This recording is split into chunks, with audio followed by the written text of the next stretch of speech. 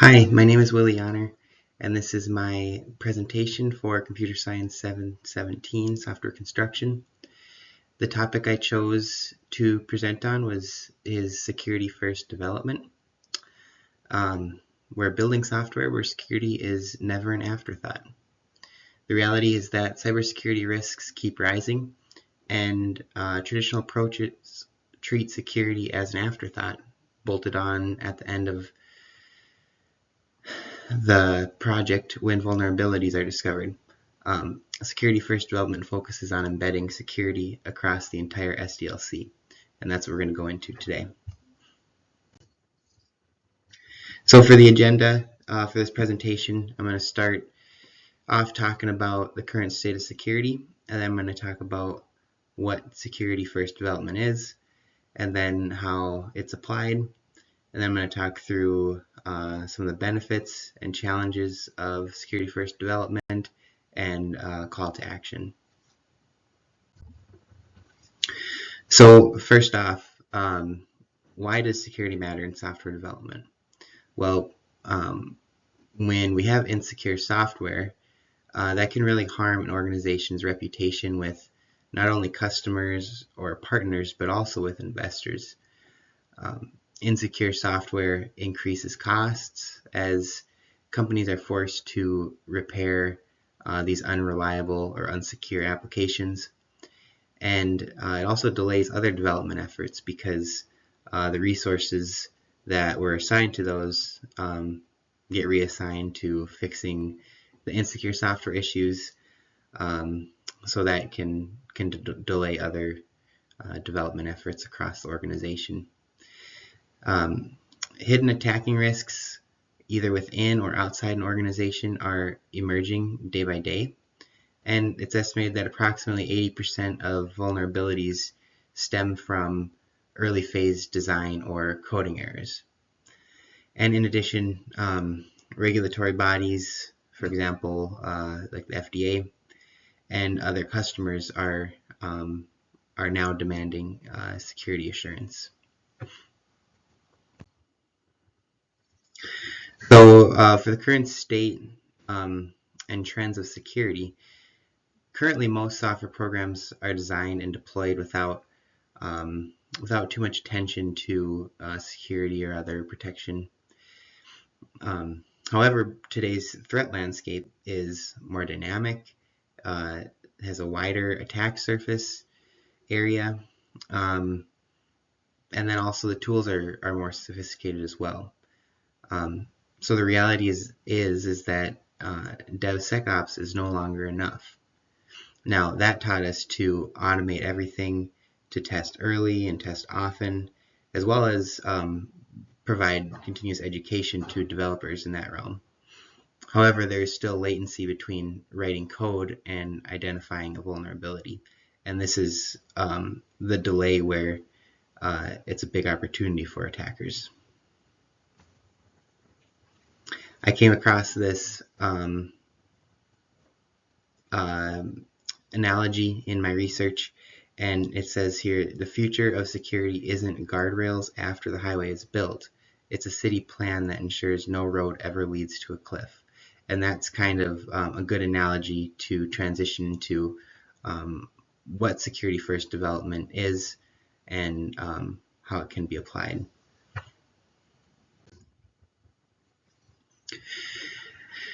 So for security first development doesn't just mean thinking about security first. Essentially, it means that security is inseparable from all phases of the SDLC from the beginning, from day zero. It should not be a tacked on process at the end, but instead security should be a byproduct of good engineering practices. For example, principles such as least privilege, immutable infrastructure, and zero trust networking are no longer considered advanced patterns, and instead they're building blocks now. Another way to think of security first development is essentially it's the inverse of traditional security reviews, where with traditional security reviews, an audit would be performed on the entire app after it's built. Security first development as an inverse essentially means that security is thought of during all phases of the SDLC, and the goal of that is to ensure that everything is fundamentally secure throughout development. So shift left was a step in the right direction in that concept, but it hasn't fundamentally changed the software lifecycle. The future demands that we essentially shift everywhere. So, for example, security insights should inform product design even before user stories are written. Threat modeling, for example, should be a shared design practice and not just something that's done quarterly.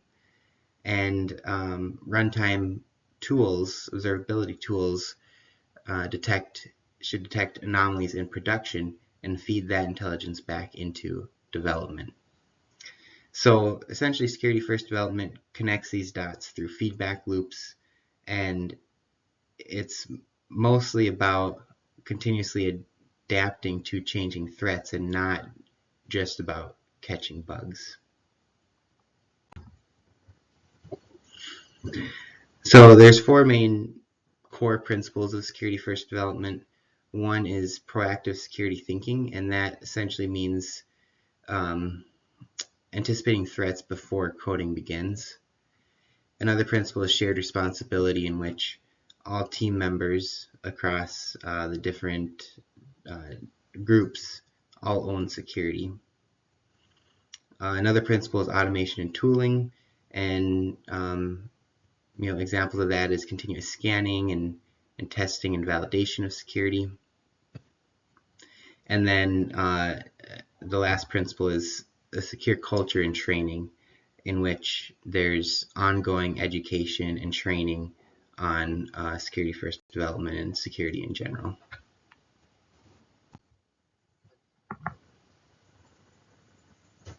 So some other approaches that may come to mind or may be common that's related to security first development is security by design and DevSecOps. Security by design focuses on secure architecture and design decisions. DevSecOps focuses on automating security in CI and CD pipelines.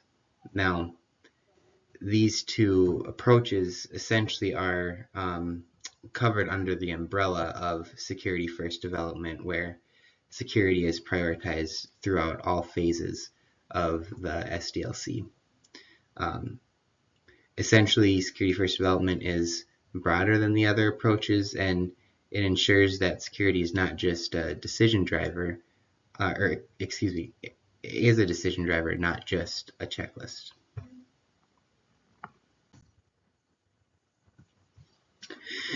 So when we talk about security first development,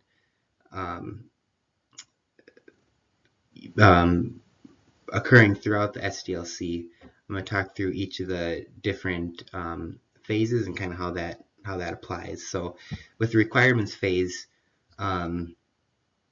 security feature requirements should be defined based on the customer demands, and risk registers should be created. In the design phase, threat modeling for security risk identification, and also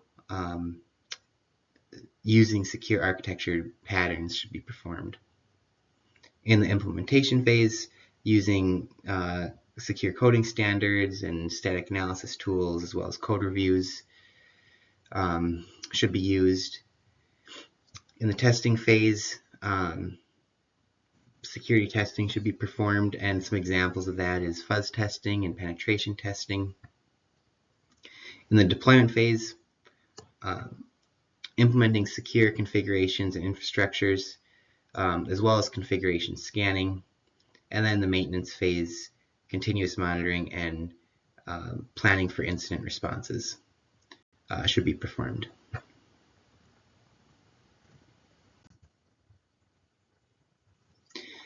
The following are important for organizations to adopt the practice of security first development when making that decision that they want to adopt it. First is you need management buy-in. Management definitely needs to budget for security, and they need to support the policy of security first development. Another important concept is that there needs to be very good cross-functional collaboration in which all teams need to be aligned. So, for example, the development team, quality assurance team, security teams, all those teams need to be aligned on security first development. There needs to be continuous training that includes, secure coding workshops, regular refreshers or regular trainings for everybody involved in development. And then metrics and KPIs can be used to track vulnerabilities and remediation times, amongst other things.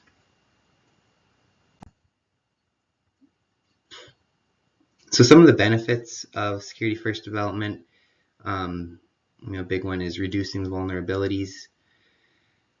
And as a result of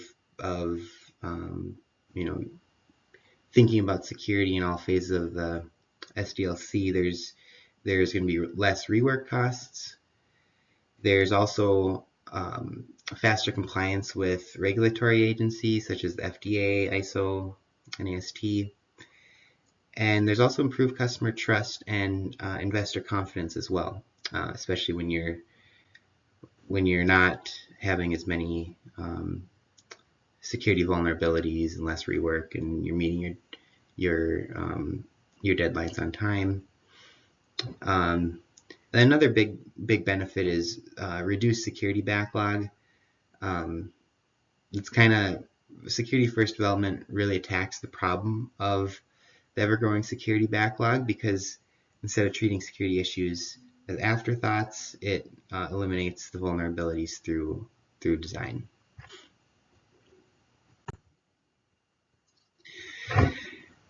Now, today many software development companies do not follow security first development for several different reasons. The following bullet points here are some challenges that need to be overcome for a company to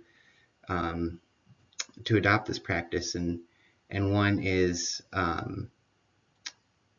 that companies just they lack the awareness of what security first development is. Maybe they know about it, but they fear time and cost of performing security first development. There's also potential for a lack of developer training or expertise in the security realm.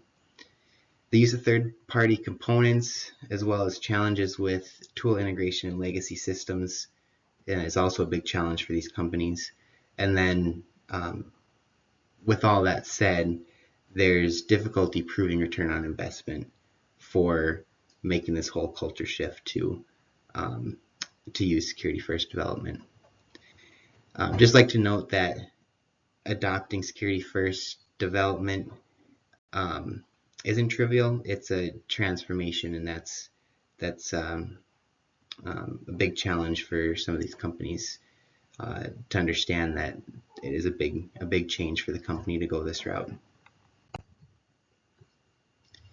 Now, my call to action.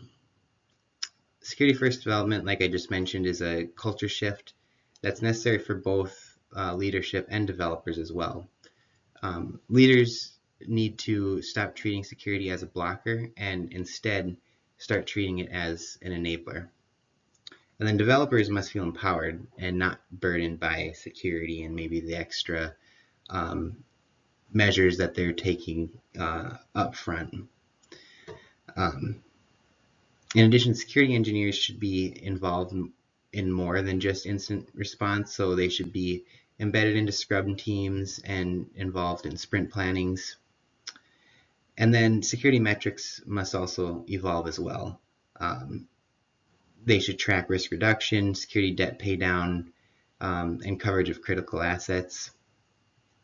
And also teams need to feel safe bringing up risks and as well as experimenting with different mechanisms and different controls for security. So in summary, a few of the main points here with my presentation. Number one, security first development is essentially building software that is secure by default. Integrating security thinking early and performing automatic checking and measuring progress is important to security first development. And I encourage a shift from reactive defense to proactive design, and that's essentially what security first development is. And it is a culture shift that's necessary for a company when they decide to adopt security first development. This is a slide of my references here. I'll just pause a little bit and look at that. And that's it. Thank you for listening to my presentation. And if you have any questions, feel free to email me. Thank you.